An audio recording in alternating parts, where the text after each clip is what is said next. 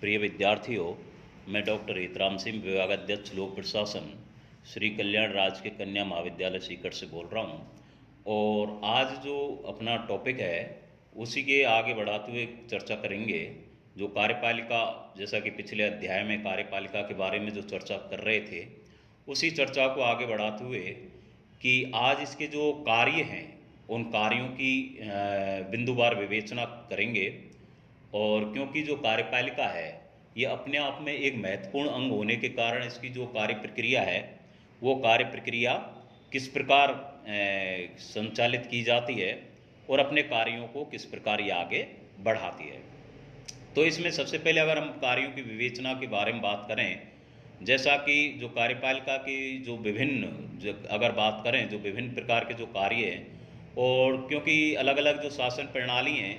और शासन प्रणालियों में अगर हम एक वाक्य में बात करें तो इस प्रश्न का जो उत्तर दिया जाए तो ये कहा जा सकता है कि जो कार्यपालिका का जो प्रमुख कार्य है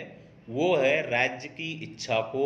कार्य रूप में परिणति देना। या फिर अगर उदाहरण के लिए बात करें, जो सरकारों के द्वारा जो नीतियाँ योजना कार्यक्रम जो बनाए जाते हैं उन्हीं को ये एक तरह से क्रियान्वित करने का जो कार्य है वो कार्यपालिका के द्वारा संपन्न किया जाता है। वैसे अगर देखें तो किसी भी लोकतांत्रिक देश में जो कार्यपालिका होती है वो जिन कार्यों का जो संपादन करते हैं उस कार्यपालिका के द्वारा जो कार्य किए जाते हैं उन्हें बिंदुवार अध्ययन की दृष्टि से हम अलग अलग भागों में विभाजित करते हैं। और क्योंकि लोक प्रशासन के विद्यार्थी होने के नाते ये दायित्व भी होता है कि जो समग्र जो कार्य हैं उन समग्र कार्यों को बिंदुवार अलग अलग रूप में अध्ययन किया जाए। तो इसमें सबसे पहले अगर हम बात करें तो इसके जो कार्य उनमें प्रशासनिक कार्य, जो इम्पोर्टेंट महत्व के जो कार्य वो है एडमिनिस्ट्रेटिव फंक्शंस। तो एडमिनिस्ट्रेटिव फंक्शंस में अगर हम बात करें तो जैसे कि जो कार्यपालिका है ये कार्यपालिका अपने देश में शांति और व्यवस्था बनाए रखने का जो इसका जो कार्य है वो इसका एक महत्वपूर्ण कार्य होता है। और क्यों कि जो कानून होते हैं उन कानूनों को क्रियान्वित करने के लिए जो अनेक प्रशासनिक जो कार्य करने होते हैं उन अनेक प्रशासनिक कार्यों को संपादन करने का कार्य इस कार्यपालिका के द्वारा ही संपन्न किया जाता है।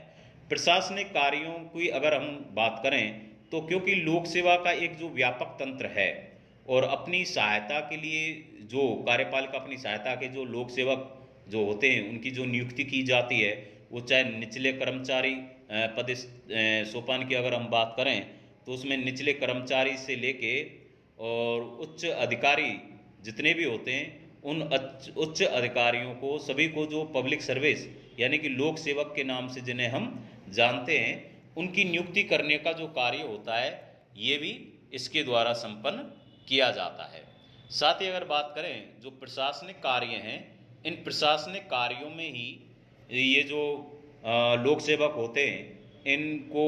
भर्ती कर किस प्रकार किया जाएगा, इनकी भर्ती की जो प्रक्रिया होगी वो भर्ती की प्रक्रिया क्या होगी, भर्ती के साथ साथ जो इनके जितने भी जो पद हैं उन पदों को जो क्लासिफिकेशन किया जाएगा यानी कि अलग अलग पदों के लिए जो अलग अलग जो कार्यों का जो विभाजन किया जाता है उन कार्यों के अनुरूप ही जो जिसे हम वर्गीकरण की प्रक्रिया के नाम से जानते हैं, जो क्लासिफिकेशन है पदों के अनुरूप उनको कार्यों का विभाजन भी जो किया जाता है तो वर्गीकरण की प्रक्रिया भी होगी। फिर उन्हें प्रशिक्षण जिसे ट्रेनिंग कहते हैं, ट्रेनिंग भी दिया जाएगा कि कार्य किस प्रकार किया जाना है। साथ ही